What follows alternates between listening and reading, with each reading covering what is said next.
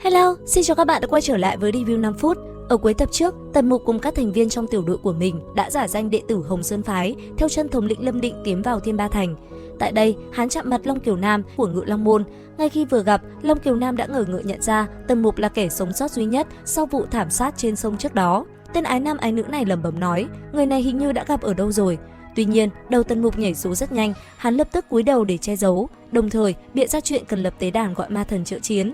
Không để đối phương kịp hỏi thêm, Tần Mục đã lên tiếng nói, chúng ta cần một tế đàn bằng xương trắng, dài 3,6 trượng, rộng 3,6 trượng, dùng khung xương dựng lên, trên mặt tế đàn thì dùng xương sọ lát thành, số xương sọ này phải đặt viền mắt lên trên, không được qua loa. Nghe một lời này, Long Kiều Nam không những không gây sợ mà còn tỏ ra thích thú, hắn lạnh lùng nhìn đám thuộc hạ và ra lệnh, mau đi chuẩn bị, nếu xương không đủ, liền trực tiếp hạ sát bách tính Thiên Ba Thành để góp đủ số. Không lâu sau, tế đàn xương trắng nhanh chóng được dựng lên trong phủ thành chủ. Đám Thẩm Vạn Vân đương nhiên không ai biết gọi ma, bọn họ đang sợ bị lộ tẩy thì Tần Mục bước lên trên tế đàn. Hắn hiểu ma ngữ, lại tinh thông thuật toán, cho nên đã đánh liều sử dụng điều quỷ khiển thần phù tự lệnh, thi triển pháp thuật, đồng thời ngâm sướng ma ngữ cổ xưa để kết nối với bức tượng gỗ ma thần. Đúng lúc này, một nhóm đạo nhân Hồng Sơn Phái tiến vào thành, họ vạch trần thân phận của nhóm Tần Mục. Ngay lập tức, thống lĩnh Lâm Định đã liền hạ lệnh xử trảm những kẻ giả mạo.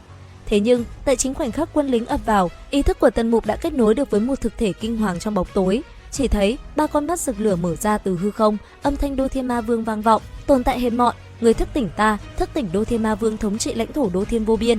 Mặc dù Tần Mục thành công triệu hồi ra ma thần, nhưng vị ma vương này không hề có ý định phục tùng.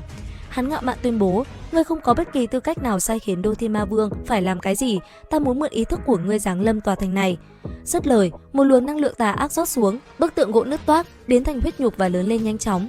Thấy thế, các đạo nhân Hồng Sơn Phái lập tức tung ra thoái ma lệnh nhằm phong ấn ma vương, nhưng Đô Thiên Ma Vương chỉ cần mở mắt bắn ra một tia chớp đã lập tức thiêu rụi cả đám người kia thành tro bụi. Nhóm Tần Mục nhân cơ hội hỗn loạn đã liền leo lên lưng Long Kỳ Lân phá vây. Thấy thế, Đô Thiên Ma Vương hiện rõ chân thân khổng lồ, bắt đầu tàn sát điên cuồng bất kể địch ta để lấy xương cốt xây tế đàn nhằm mục đích triệu hồi bản thể thật sự.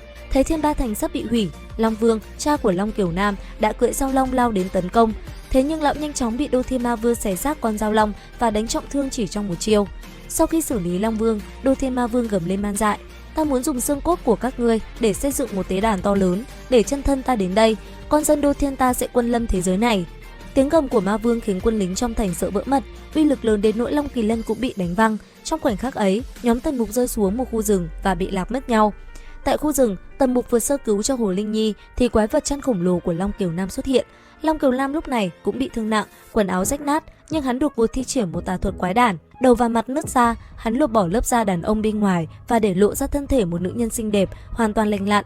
Sau khi lột xác, Long Kiều Nam tiếp tục truy sát Tần Mục. Bị dồn vào đường cùng, Tần Mục liên tục dùng búa chú dịch chuyển để trốn chạy, nhưng vẫn bị Long Kiều Nam định vị chính xác. Ngay khi Tần Mục và Long Kiều Nam đang vờn nhau, bầu trời Thiên Ba Thành bất ngờ bị xé toạc, một cổng không gian mở ra, hàng vạn thiên ma từ thế giới Đô Thiên tràn xuống như mưa rào đen kịt. Tình thế buộc cả hai phải tạm ngừng chiến đấu để chống lại lũ quái vật. Chính tại khoảnh khắc tuyệt vọng nhất, một luồng ánh sáng chói lòa quét tới, hàng triệu thanh phi kiếm tạo thành một dòng sông bạc khổng lồ trên bầu trời. Kiếm quần quét qua đến đâu, thiên ma bị băm vằm đến đó.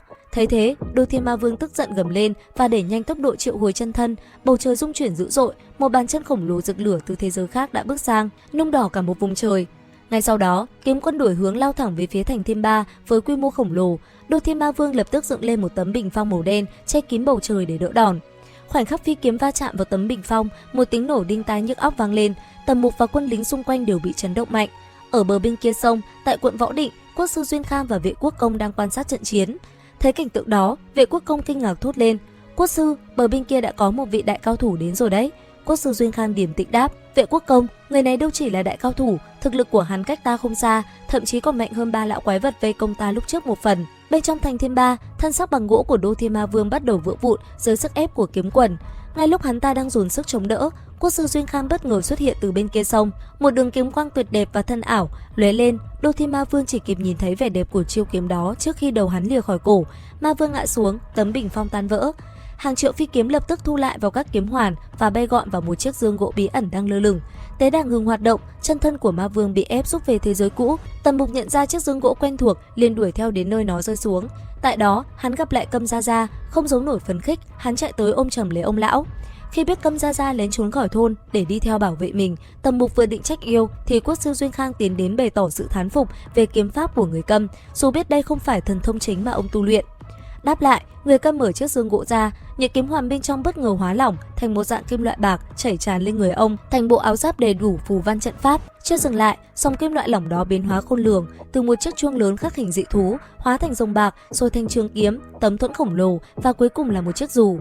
Đó không phải là kiếm pháp mà là nghệ thuật rèn đúc đạt đến cảnh giới thần thông, thiên biến vạn hóa. Quốc sư Duyên Khang nhìn đến mê mẩn. Cuối cùng, kim loại lỏng hóa thành một chiếc thuyền bạc, lão Câm nhảy lên thuyền và phóng đi mất dạng, không để lại lời nào. Đến đây thì cũng hết tập 62 Mục Thần Ký. Xin chào và hẹn gặp lại các bạn ở những video tiếp theo.